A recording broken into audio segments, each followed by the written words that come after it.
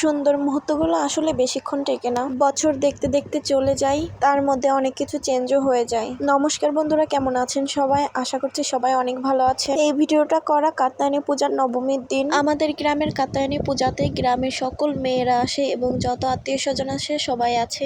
দেখতে দেখতে 5টা দিন যে কিভাবে কেটে যায় তা ভাবাই যায় না। 5টা দিন পূজা হলো, সবাই আসলো, পূজা দেখলো, আবার দেখতে দেখতে সবাই চলেও গেল। পূজার ভিতরে আসলে অনেক আনন্দ হয়, কারণ গ্রামের সকল মেয়েরা আসে, সবার সাথে দেখা হয়। আবার সবাই চলে গেছে যার যার মতো তার বাড়িতে। সবাই সবার সংসার ফেলে 2-3 দিনের জন্য আসে বেড়াতে, আবার চলে যায় তাদের সংসার। আমিও চলে যেতাম, আমার পরীক্ষা হচ্ছে বলে আমি যেতে পারিনি, যাব কিছুদিন পরে। তো এই যে আমার মেজ দিদি এসেছিল আজকে, যেহেতু নবমী পূজা হচ্ছে তো ভাবলাম দিদির সাথে একটু ঘুরে আসি। এটা হচ্ছে দুপুরের ভিডিও, নবমী পূজা হচ্ছিল দুপুরবেলা, তো একটু গেটের সামনে এসেছিলাম। এই যে আমাদের মন্দিরের গেট, প্রতি বছরের তুলনায় এবছরের গেটটা অনেক সুন্দর করেছে, আর পূজাটাও অনেক সুন্দর হয়েছে। আমাদের মাগুরা জেলায় সব থেকে বিখ্যাত কাত্যায়নী পূজা হয়। আমাদের পূজাটা হয় মাগুরা জেলার শ্রীপুর থানার মধ্যে। আমাদের মাগুরা জেলাতেও অনেক দূর থেকে লোক আসে পূজা দেখতে। এবছরে প্রচুর ভিড় হয়েছিল পূজা, প্রতি বছরের তুলনায় এবছরে সব থেকে বিখ্যাত পূজা হয়েছে। কে কে মাগুরা জেলায় পূজা দেখতে এসেছিলেন অবশ্যই কমেন্ট করে জানিয়ে যাবেন। এই যে দেখতে দেখতে পূজাটা শেষ হয়ে গেল,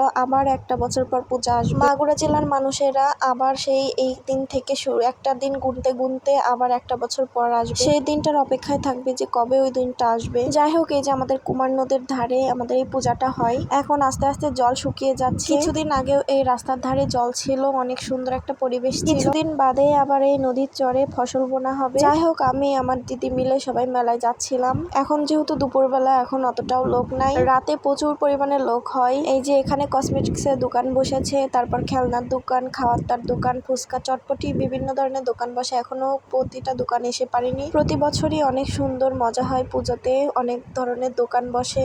রাতে বেশিরভাগ লোক হয়, এই দিনের বেলা অতটাও লোক হয় না। আর কাত্যায়নী পুজো সবাই রাতেই দেখতে আসে। তারপর এই যে আমরা চটপটি ফুচকার দোকানে এসেছি, এখানে চাউমিন, ডিম, চটপটি, ফুচকা অনেক ধরনের জিনিস বিক্রি করে। সকাল থেকে রাত 12টা-1টা পর্যন্ত বিক্রি করে। আর রাতে প্রচুর পরিমাণে ভিড় হয় বলে আমরা দিনের বেলায় খেতে এসেছি। রাতে খাওয়ার চান্সই পাই না, এই কারণে দিনের বেলায় আসলাম খেতে। যাই হোক, এখন আমরা চটপটি খাবো।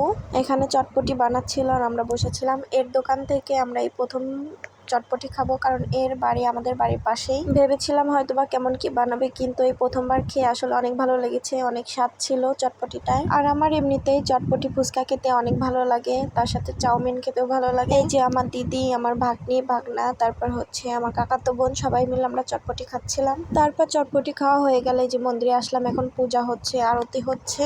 আমাদের এই নবমী পূজার ভিডিওটা কেমন লাগলো অবশ্যই সবাই কমেন্ট করে জানিয়ে যাবেন। আজকের মতো এই পর্যন্তই। সবাই ভালো থাকবেন, সুস্থ থাকবেন। নমস্কার সবাইকে।